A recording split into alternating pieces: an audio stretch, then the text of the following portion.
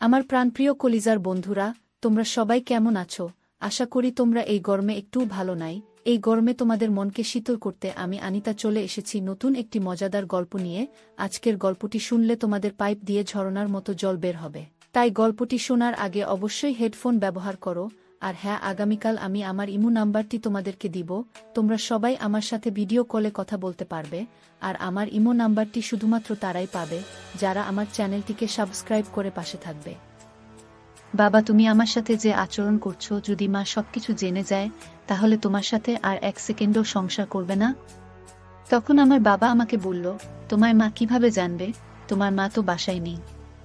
তখন আমি বললাম, কেন, মা কোথায় গেছে? তখন আমার বাবা আমাকে বলল, তোমার মা তোমার নানা বাড়ি গেছে। বাসায় শুধু আমি আর তুমি ছাড়া আর কেউ নেই। পুরো বাসায় এখন ফাঁকা, দেখবে তুমি অনেক সুখ পাবে। এই সুখের কাছে পৃথিবীর সব সুখ কেমন যেন তুচ্ছ মনে হবে।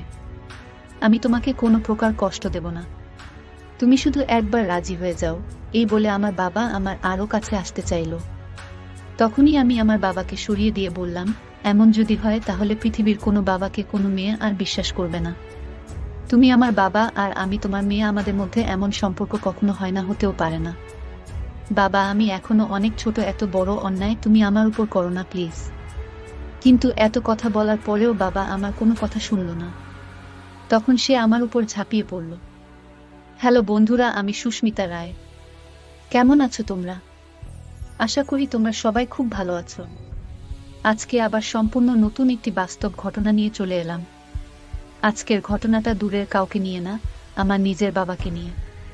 তো বন্ধুরা, ঘটনাটা শুরু করার আগে তোমাদের কাছে আমার বিশেষ অনুরোধ, তোমরা যারা এখনো পর্যন্ত আমার সামিয়া ব্লগ চ্যানেলটি সাবস্ক্রাইব করনি তারা এখনই ভিডিওটিতে একটি লাইক দিয়ে চ্যানেলটি সাবস্ক্রাইব করো।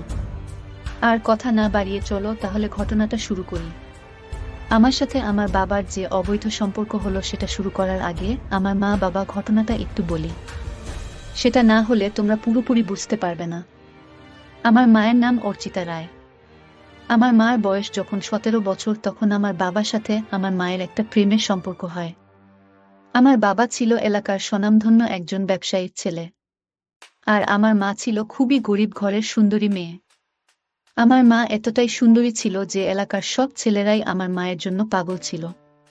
সেই জন্য আমার মা আমার বাবার সাথে প্রেম করে, আর তাদের মধ্যে একটা অবৈধ সম্পর্কের সৃষ্টি হয়, যার ফলে আমার মা কিছুদিনের মধ্যে প্রেগন্যান্ট হয়ে যায়। তারপর আমার মা আমার বাবাকে গিয়ে বলে যে আমি প্রেগন্যান্ট, তুমি আমাকে এখন বিয়ে করো। কিন্তু আমার বাবা মাকে অস্বীকার করে সে বলে, আমি তোমাকে বিয়ে করতে পারবো না। তোমার মতো একটা গরিব মেয়েকে আমি বিয়ে করব, এটা তুমি কি করে ভাবলে? তুমি এই বাচ্চাটা নষ্ট করে ফেলে। তখন আমার মা বলে, আমি কোনোভাবেই আমার এই পেটের বাচ্চাটা নষ্ট করতে পারবো না। তাই তুমি আমাকে গ্রহণ না করলেও আমি সেই বাচ্চাটাকে পৃথিবীর মুখ দেখাবো। মা এসব বলে কান্না করতে করতে আমি সেখান থেকে চলে আসে। তারপর বাড়ি এসে আমার নানা সব কিছু খুলে বলে। তখন আমার নানা খুব রেগে যায় আর আমার মাকে খুব মারধর করে। তারপর আমার নানা বলে, এটা তুই কি করলি? তুই জানিস না তেল আর জলে কখনো মেশে না। তুই এত বড়লোক একটা ছেলের সাথে প্রেম করলি আর অবৈধ সম্পর্ক করলে কেন? যার ফলে এখন তুমি প্রেগন্যান্ট, এটা তুই কেন করলি? তখন আমার নানাও আমার মাকে বলে বাচ্চাটা নষ্ট করে ফেলতে, কিন্তু আমার মা তাতে কোনোভাবেই রাজি হয় না। আমার মা তখন বলে, আমি যে কোনোভাবেই বাচ্চাকে জন্ম দেব। এটা আমার নিজের বাচ্চা, আমি বাচ্চাটাকে নষ্ট করতে পারবো না। তখন আমার নানা মাকে বাসা থেকে বের করে দেয়। নানা বলে, তুই যদি বাচ্চা নষ্ট না করিস তাহলে তুই বাসা থেকে বের হয়ে যা, আমার কাছে তোর আর কোনো জায়গা নেই। তারপর আমার মা বাসা থেকে বের হয়ে যায়। কিন্তু এই অবস্থায় সে কোথায় যাবে, কি করবে, কিছুই ভেবে পাচ্ছিল না। তখনই হঠাৎ মনে পড়ে তার একটা ছোটবেলার বান্ধবীর কথা, তার নাম চন্দনা। ছোটবেলায় তার খুবই ঘনিষ্ঠ বান্ধবী ছিল। মা তখন সোজা তার বাসায় চলে যায়। সেখানে গিয়ে চন্দনাকে সবকিছু খুলে বলে আমার মা। তখন চন্দনা, মানে আমার মায়ের বান্ধবী, বলে, ঠিক আছে, এখন থেকে তুই আমার বাসায় থাকবি। তারপর চন্দনার স্বামী যখন বাসায় আসে তখন তাকে চন্দনা সবকিছু খুলে বলে। তখন তার স্বামীও বলে, ঠিক আছে, তোমার বোন হিসাবে, মানে আমার শালী হিসাবে আজ থেকে সে আমার বাসায় থাকবে। এরপর সেখানেই আমার জন্ম হয়। তারপর আস্তে আস্তে আমি একটু একটু করে বড় হতে থাকি। তারপর আমার মা আমাকে একটা স্কুলে ভর্তি করে। এরপর যখন আমি আস্তে আস্তে বড় হতে থাকি, তখন আমার স্কুলের বন্ধুরা আমাকে নিয়ে বাজে বাজে কথা বলতে থাকে। তারা সবাই বলতে থাকে আমি নাকি অবৈধ সন্তান, চন্দনার স্বামীর সাথে নাকি আমার মায়ের অবৈধ সম্পর্ক আছে, আমার নাকি পিতৃপরিচয় নাই। এসব কথা শুনে আমি আমার মাকে সে প্রশ্ন করি, মা আমার বাবা কে? তখন আমার মা বলে, তোমার বাবা মারা গেছে অনেক আগে। কিন্তু আমার সেটা বিশ্বাস হয় না, কারণ বাবার কথা যখনই বলি তখনই আমার মধ্যে কোনো কষ্ট অনুভব হয় না। দেখি অসহ্য একটা রাগ তার চোখে মুখে ভেসে ওঠে। এটা দেখে আমার কিছুটা সন্দেহ হলেও আমার মাকে আমি জোরালো প্রশ্ন করতে পারি না। কিন্তু একটা জিনিস আমি খুব ভালোভাবে লক্ষ্য করছি যে আমার স্কুলের ফ্রেন্ডরা যেটা বলে সেটা কিছুটা হলেও সত্য। আমার মায়ের বান্ধবীর স্বামীর সাথে আমার মায়ের একটা অবৈধ সম্পর্ক আছে, এটা আমি কিছুটা হলেও বুঝতে পারি। তো যাই হোক বন্ধুরা, এভাবে চলতে থাকে আমাদের দিন। দেখতে দেখতে আমিও কিছুটা বড় হয়ে গেছি। এখন আমার বয়স 14 বছর। এখন আমি সবকিছু খুব ভালোভাবে বুঝি, কিন্তু তারপরও আমার মা কখনো আমাকে একা ছাড়ে না। কারণ আমার মায়ের মনের মধ্যে একটা ভয় আছে যে তার সাথে যেটা হয়েছে সেটা যেন আমার সাথে না হয়। তাই প্রতিদিন সে আমাকে স্কুলে দিয়ে আসে, আবার স্কুল থেকে নিয়ে আসে, কখনো আমাকে একা ছাড়ে না। তারপর হঠাৎ একদিন আমার স্কুল ছুটি হলে আমি দেখি আমার মা আমাকে নিতে আসে নাই। তখন আমি আস্তে আস্তে করে বাড়ির দিকে রওনা দিলাম। আমার মায়ের বান্ধবী মানে চন্দনা, সে একটা মাল্টিন্যাশনাল কোম্পানিতে চাকরি করত। সকাল 9টা থেকে বিকাল 5টা পর্যন্ত অফিসে থাকত। আর আমার স্কুল ছুটি হলো দুপুর 2টায়। তখন আমি বাড়ি চলে আসলাম। বাড়ি এসে আমি যেটা দেখলাম সেটা দেখে আমি রীতিমতো হতভম্ব হয়ে গেলাম। আমি দেখলাম আমার মা আর তার বান্ধবীর স্বামী দুজনেই কাজ করছে। মা তাহলে এই কাজ করার জন্য আমাকে স্কুলে আনতে যায়নি, মাকে অনেক আদর সোহাগ করছে। এখন আমি সাবালিকা হয়েছি, তাই এটা মানে আমি খুব ভালোভাবে বুঝতে পারি আমার মা একটা পরকীয়া সম্পর্কে লিপ্ত হয়েছে। তখন আমি খুব কষ্ট পেলাম। আমি সোজা আমার রুমে চলে গেলাম। সেখানে গিয়ে কান্না করতে লাগলাম। তখন আমি চিন্তা করতে লাগলাম, আমার স্কুলের বন্ধু বান্ধবীরা আমাকে যে কথাগুলো বলতো সেগুলো আজকে সত্যি প্রমাণিত হলো। আমার মা সত্যিই একটা পরকীয়া সম্পর্ক আছে তার বান্ধবীর স্বামীর সাথে। এসব ভেবে আমি খুব কষ্ট পেতে লাগলাম, কিন্তু আমার মাকে আমি কিছুই বুঝতে দিলাম না। তারপর তারা তাদের কাজ শেষ করে মা আমার রুমে আসলো। এসে আমাকে দেখে সে অবাক হয়ে গেল। তখন সে আমাকে বলল, কিরে মা, কখন আসলি তুই? তখন আমি তার সাথে কোনো কথাই বললাম না। তখন সে কিছুটা হলেও অনুভব করতে পারল যে আমি তাকে দেখে ফেলেছি। তাই তখন সে আমাকে বলল, তুমি যদি কিছু দেখে থাকিস তাহলে খবরদার সেটা তোর চন্দনা আন্টিকে বলবি না, ঠিক আছে? আর যদি বলিস তাহলে কিন্তু আমাদের এই ঘর থেকে বের করে দেবে। তখন আমাদের মাথা গোজার মতো কোনো জায়গা থাকবে না। তখন আমার মার প্রতি আমার প্রচুর ঘৃণা হতে লাগলো। তখন আমি এটাও বুঝতে পারলাম যে মা যেটা বলছি এটা ঠিক। চন্দনা আন্টি যদি কিছু জানতে পারে তাহলে আমাদেরকে ঘর থেকে বের করে দেবে। তাই আমি আন্টিকে কিছুই বললাম না, কিন্তু ভিতরে ভিতরে আমি প্রচুর কষ্ট পেতে লাগলাম। এভাবে আরও কিছু দিন কেটে গেল। তারপর হঠাৎ একদিন আমার স্কুল ছুটি হলে আমি যখন বাসায় আসব, তখন আমি দেখি আমার মা একটা পুরুষের সাথে কথা বলছে। তাদের কথাবার্তা দেখে কেমন জানি মনে হচ্ছে সেই লোকটা মার কাছে ক্ষমা চাচ্ছে। আমি কিছুই বুঝতে পারলাম না লোকটাকে কেন মার কাছে ক্ষমা চাচ্ছে। আমি এটা কিছুই বুঝতে পারলাম না। তারপর আমি যখন তাদের কাছে গেলাম তখন হঠাৎ আমাকে দেখে মা আমাকে বলল, এই হলো তোর বাবা। তখন তাকে দেখে রাগে আমার পুরো শরীর জ্বলতে শুরু করলো। তখন আমি তার সাথে কোনো কথা বললাম না। আমি আমার মায়ের হাতটা ধরে সোজা বাসায় চলে আসলাম। তখন সে আমার মায়ের হাতে একটা ফোন নাম্বার দিয়ে বলল, তুমি যদি আমার কথায় রাজি থাকো তাহলে আমাকে ফোন করবে। তারপর আমি মাকে নিয়ে সোজা বাসায় চলে আসলাম। বাসায় এসেই মাকে আমার রুমে আমার পাশে বসলাম। তখন আমি মাকে প্রশ্ন করতে থাকলাম, মা, তুমি যে বলেছিলে আমার বাবা মারা গেছে, তাহলে এই লোকটা আমার বাবা হয় কি করে? তখন আমার মা আমাকে সবকিছু খুলে বলল। তখন সবকিছু শুনে আমি আমার মাকে জড়িয়ে ধরে কান্না করতে শুরু করলাম। তখন আমি বললাম, মা, তুমি আমার জন্য এত বড় ত্যাগ স্বীকার করেছ। আজকে আমাকে জন্ম দেওয়ার জন্য তোমার বাবা তোমাকে তাড়িয়ে দিয়েছে। তুমি সবার থেকে বিতাড়িত হয়েছে শুধুমাত্র আমার জন্য, আমাকে এই পৃথিবীর মুখ দেখানোর জন্য। আমাকে মাফ করে দিও। আমি তোমাকে নিয়ে কত খারাপ চিন্তা করছি। আমি ভাবছি তুমি কত খারাপ, কিন্তু তুমি যে আমার জন্য কতটা স্যাক্রিফাইস করেছো সেটা আমি কখনো বুঝতে চাইনি। তখন আমার মা আমাকে আবার বলল, আমাকে তাড়িয়ে দিয়ে তোর বাবা একটা বড়লোক মেয়েকে বিয়ে করেছিল। তারপর সেই মেয়েটা তোর বাবা সব টাকা পয়সা মেরে দিয়ে চলে গেছে অন্য একটা ছেলের সাথে। তাই সে এখন আমাকে বলেছে তোকে সহ আমাকে সে গ্রহণ করবে, মানে তোকে তার মেয়ের স্বীকৃতি দেবে। তখন আমি মাকে বললাম, তুমি কি করতে যাচ্ছ?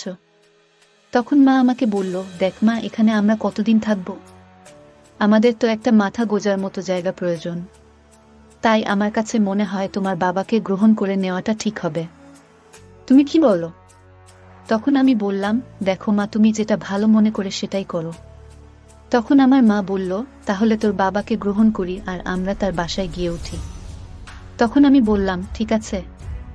তারপর আমার মা আমার বাবার কাছে ফোন দিল। ফোন দিয়ে তাকে বলল, আমি রাজি, আমার বান্ধবী চন্দনা যখন বাসায় আসবে তখন আমি তার সাথে কথা বলে আমি তোমার বাসায় চলে আসব। তখন আমার বাবা বলল, ঠিক আছে। তারপর আমার চন্দনা আন্টি মানে আমার বান্ধবী যখন বাসায় আসলো তখন আমি তাকে বলল, আমার স্বামীকে আমি ফিরে পেয়েছি। আমার স্বামী আমাকে গ্রহণ করেছে। আমি আমার স্বামীর কাছে যেতে চাই। তখন আমার মার বান্ধবী খুব খুশি হলো আর বলল, এটা তো খুব ভালো সংবাদ। এতদিন কষ্টের পরে অবশেষে তুই সুখের দেখা পেলি। তারপর দেখি আমার মা চন্দনা আন্টির স্বামীর সাথে কথা বলছে। তাদের কথা বলতে দেখে আমি বুঝতে পারলাম তারা পরকীয়ার সম্পর্কটা এখনো চালিয়ে যেতে চায়। তারপর আমি আর আমার মা আমার বাবা বাসায় চলে গেলাম। আমার বাবা আমাদেরকে দেখে অনেক খুশি হলো, কিন্তু আমার বাবার ওই সুন্দর চেহারার ভিতরে একটা নরপিচাস বাস করত, সেটা আমি তাকে দেখে বুঝতে পারি নাই। তার আসল চেহারাটা আমি কিছুদিন পরে দেখতে পেলাম। সে তো আমার জন্মদাতা পিতা। সে আমাকে লালন পালন না করলেও তো সে আমার জন্মদাতা পিতা। তাই আমি তাকে বাবার চোখে দেখতাম সবসময়। এদিকে আমি তো সাবালিকা হয়ে গেছি, আমার বডি ফিগারের গঠনও অনেক বড় বড় হয়ে গেছে। এটা দিকে আমার বাবা সবসময় আমার দিকে অন্যরকম দৃষ্টিতে তাকিয়ে থাকত। সেটা আমি অনেক সময় খেয়াল করছি, কিন্তু কখনো কিছু মনে করিনি, কারণ সে তো আমার জন্মদাতা পিতা। আমি সবসময় ভেবেছি সে কেন আমার দিকে কুনজরে তাকাবেন। বাবা হয়ে কখনো কি মেয়ের দিকে কেউ কুনজরে তাকাতে পারে? এসব ভেবে আমি মাকে ও কিছু বলি নাই। তার কিছুদিন পরে আমার মা আমার নানা কাছে ফোন করল। তারপর তাকে সবকিছু খুলে বলল যে আমার স্বামী আমাকে মেনে নিয়েছে। এটা শুনে আমার নানাও খুব খুশি হলো। তখন আমার নানাও আমার মাকে তাদের বাসায় যেতে বলল। এক কথা, আমার মা এখন সবকিছু ফিরে পেয়েছে। স্বামীর বাড়ি, বাপের বাড়ির সবকিছু ফিরে পেয়েছে। এভাবে বেশ ভালোই চলতে থাকে আমাদের দিন। কিন্তু দিনে দিনে আমার বাবার কুনজর আমার প্রতি অনেক বেশি পড়তে থাকে। আমি সবসময় লক্ষ্য করি আমার বাবা আমার দিকে কুনজরে তাকাচ্ছে। সবসময় আমাকে স্পর্শ করার বাহানা করে। সত্যি কথা বলতে আমি এগুলো কখনো মাথায় নাই, কারণ সে তো আমার জন্মদাতা পিতা। তাকে নিয়ে আমি এসব বাজে চিন্তা করতেই পারি না। তারপর হঠাৎ একদিন আমার সব বিশ্বাস নষ্ট হয়ে গেল। সেদিন আমি সকালবেলায় প্রতিদিনের মতো স্কুলে চলে গেলাম। তারপর হঠাৎ আমার মায়ের কাছে আমার মামার বাড়ি থেকে ফোন আসলো, আমার না নাকি খুব অসুস্থ। তখন আমার মা নানা বাড়ি চলে গেল আর বাবাকে বলল, তুমিও চলো। কিন্তু বাবা বলল, আমি গেলে মেয়েরে কে দেখবে? আমি মেয়েকে দেখে শুনে রাখবো। তখন আমার মা ভেবে দেখল আমার বাবা ঠিক কথাই বলেছে। তারপর আমার মা নানা বাড়ি চলে গেল। এদিকে আমি যখন স্কুল থেকে বাসায় আসলাম তখন দেখি বাবা তার রুমে বসে আছে। তখন আমি সোজা আমার রুমে চলে গেলাম। রুমে গিয়ে আমি স্কুল ড্রেস খুলে গোসলের জন্য বাথরুমের দিকে যাচ্ছিলাম। ঠিক তখনই আমার বাবা আমার ঘরে প্রবেশ করলো আর অন্যরকম দৃষ্টিতে আমার দিকে তাকিয়ে থাকলো। তখন আমার শুধুমাত্র একটা টাওয়াল পেঁচানো ছিল। আমি বাবার আচরণ দেখে বুঝতে পারলাম আমার বাবা আমার সাথে খারাপ কিছু করতে চাচ্ছে। তারপরেও কিছু না বোঝার ভান করে বললাম, বাবা সরেন, আমি গোসল করতে যাব। তখন আমার বাবা আমাকে বলল, এত তাড়া কেন? গোসলের আগে আমার সাথে একটা কাজ করো, তারপর গোসল করতে যেও। তখন আমি পুরোপুরিভাবে শিওর হয়ে গেলাম আমার বাবা আমার সর্বনাশ করতে চায়। তখন আমি আমার বাবাকে বললাম, বাবা কি বলছেন আপনি এসব? আপনি আমার জন্মদাতা পিতা, আমি আপনার নিজের মেয়ে। আপনি আমাকে এই ধরনের কথাবার্তা কিভাবে বলেন? কোনো মেয়েকে কি তার বাবা এই কথা বলতে পারে? বাবা, আপনি ভুল করছেন। আপনি ভুলে যাচ্ছেন আমি আপনার মেয়ে। কিন্তু আমার বাবা আমার কোনো কথাই শুনল না। সে এক ধাক্কা দিয়ে আমাকে বিছানার উপর ফেলে দিল। তারপর সে আমার উপর ঝাঁপিয়ে পড়বে। তখনই আমি তাকে একটা কথা বললাম, বাবা, আপনি তো আমার শরীরটা চান, তাই তো? ঠিক আছে, নিয়ে যান আপনি আমার শরীর।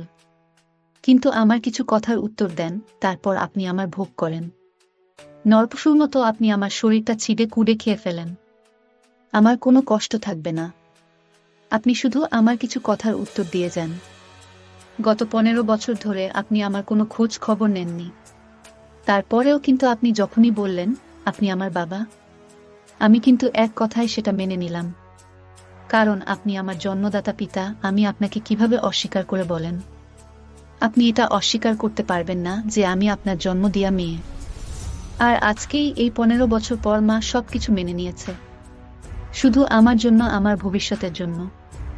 আর আজকে যদি মা সবকিছু জেনে যায়, তাহলে আপনার সাথে আর 1 সেকেন্ডও সংসার করবে না। তখন আমার বাবা আমাকে বলল, তোমার মা কিভাবে জানবে বলো? তখন আমি বললাম, মানে? তখন আমার বাবা আমাকে বলল, তোমার মা তো নানা বাড়ি গেছে। বাসায় শুধু আমি আর তুমি ছাড়া আর কেউ নেই। পুরো বাসায় এখন ফাঁকা, দেখবে তুমি অনেক সুখ পাবে। এই সুখের কাছে পৃথিবীর সব সুখ কেমন যেন তুচ্ছ মনে হবে। আমি তোমাকে কোনো প্রকার কষ্ট দেব না। একদিন শুধু তুমি আমাকে দাও, আমার আর তোমাকে চাওয়া লাগবে না। তুমি প্রতিদিন নিজে আমাকে উজাড় করে দেবে। তুমি শুধু একবার রাজি হয়ে যাও। এই বলে আমার বাবা আমার আরও কাছে আসতে চাইল। তখনই আমি আমার বাবাকে সরিয়ে দিয়ে বললাম, এমন যদি হয় তাহলে পৃথিবীর কোনো বাবাকে কোনো মেয়ে আর বিশ্বাস করবে না। তুমি আমার বাবা আর আমি তোমার মেয়ে, আমাদের মধ্যে এমন সম্পর্ক কখনো হয় না, হতেও পারে না। বাবা, তুমি অনেক বড় ভুল করতে যাচ্ছ। তোমার থেকে হয়তো বা আমার শরীরের শক্তি কম। তুমি হয়তো বা জোর করে আজকে আমার শরীরটা ভোগ করতে পারবে, কিন্তু বিধাতা তোমাকে কখনো ক্ষমা করবে না। এত বড় অন্যায় তুমি করো না প্লিজ বাবা। তুমি কি জানো একটা মেয়ের জন্য সব থেকে সেফটি জায়গা কোথায়? একটা মেয়ের জন্য সব থেকে সেফটির জায়গা তার বাবা। আর সেই বাবা যদি তার মেয়েকে ভোগ করে, তাহলে পৃথিবীর সব মেয়েদের বাবার উপর থেকে বিশ্বাস উঠে যাবে। এই বিশ্বাসের জায়গাটা তুমি নষ্ট করো না। আর তুমি হয়তো বা জোর করে আমার শরীরটা পেয়ে যাবে, কিন্তু কয়েক মিনিটের সুখ পাবে বলো? মাত্র 20 মিনিটের সুখের জন্য তুমি আজকে এত বড় পাপ করবে না প্লিজ। আমারও তো কারো না কারো সাথে বিয়ে হবে। আজকে যদি তুমি আমাকে নষ্ট করো, তাহলে আমি তার কাছে গিয়ে কি উত্তর দেব বলো? বাবা, তুমি আমার সাথে এমন কাজ করতে পারো না। কিন্তু এত কথা বলার পরেও বাবা আমার কোনো কথা শুনল না। তখন সে আমার উপর ঝাঁপিয়ে পড়ল। তখন আমি আমার বাবার কাছ থেকে কোনোভাবেও নিজেকে ছাড়াতে পারলাম না। মুহূর্তের মধ্যে আমার সব শেষ হয়ে গেল। তখন আমি অনেক কান্না করছিলাম। 20 মিনিট পর বাবাকে একটা থাপ্পড় মেরে বললাম, আমি তোমার জন্ম দেয়া মেয়ে, আর সেই মেয়ের সাথে এরকম কাজ করতে তোমার লজ্জা করল না? কি আছে এই 20 মিনিটের সুখে? তখন দেখলাম আমার বাবা মাথা নিচু করে বসে থাকলো। তখন আমি বুঝতে পারলাম আমার বাবা হয়তো বা তার ভুল বুঝতে পারছে। তখন আমি বাবাকে আস্তে আস্তে বোঝাতে লাগলাম, বাবা, আমি তোমার মেয়ে। কোনো বাবা তার মেয়ের সাথে এমন কাজ করতে পারে না যা তুমি আমার সাথে করেছ। তোমার মধ্যে যে পশুটা আছে, সেই পশুটাকে টেনে বের করে ফেলো। ওই পশুটাকে মনের মধ্যে জায়গা দিও না। তুমি আর কারো সাথেই এমন কাজ করার চিন্তা ভাবনা মাথায় এনো না। এটা জঘন্যতম পাপ। এটা করতে হয় না বাবা। তখন আমার বাবা আমার কথা বুঝতে পারল। সে আমার হাতটা ধরলো আর বলতে শুরু করলো, আমি অনেক বড় ভুল করে ফেলেছি। তুমি কাউকে এই কথাগুলো বলো না। তোমার মাকেও এই কথাটা বলো না। আমি আর কখনো তোমার দিকে খারাপ দৃষ্টিতে তাকাবো না। তুমি আমার মেয়ে, আমি তোমার দিকে মেয়ের দৃষ্টিতে তাকাবো। শুধু তুমি আমাকে মাফ করে দাও। আমি আর কখনো এমন কাজ করব না। এত বড় পাপ করার কথা মাথায়ও আনবো না। আমার বাবার মুখে এই সমস্ত কথা শুনে আমি খুব খুশি হলাম। তখন আমি বললাম, এই তো আমার লক্ষ্মী বাবা। এই তো নয়, বাবার মধ্যে মনুষ্যত্ব ফিরে এসেছে। তারপর থেকে আমার বাবা আমার দিকে আর খারাপ নজরে তাকায় না। আমার বাবা আমাকে তার নিজের সন্তানের মতো ভালোবাসতে শুরু করলো। আর আমিও খুব খুশি হলাম। তো বন্ধুরা, এই ছিল আমার আজকের ঘটনা। তোমরা কেউ কখনো এরকম ধরনের পাপ করার কথা চিন্তাও করবে না। এটা অনেক বড় পাপ। যাই হোক বন্ধুরা, আজকের মতো বিদায় নিলাম। দেখা হবে আগামীতে নতুন কোনো ভিডিও নিয়ে। ততক্ষণ তোমরা ভালো থেকো সবাই। বন্ধুরা, আমি আসবি অনেক কষ্ট করে তোমাদের জন্য ভিডিও বানাই। আর পরবর্তী গল্পে আমি আমার ইমো নাম্বার দিব এবং তোমরা সবাই আমার সাথে ভিডিও কলে কথা বলতে পারবা। শুধুমাত্র যারা আমার চ্যানেলটিকে সাবস্ক্রাইব করবে আমি তাদের সাথে ভিডিও কলে কথা বলবো।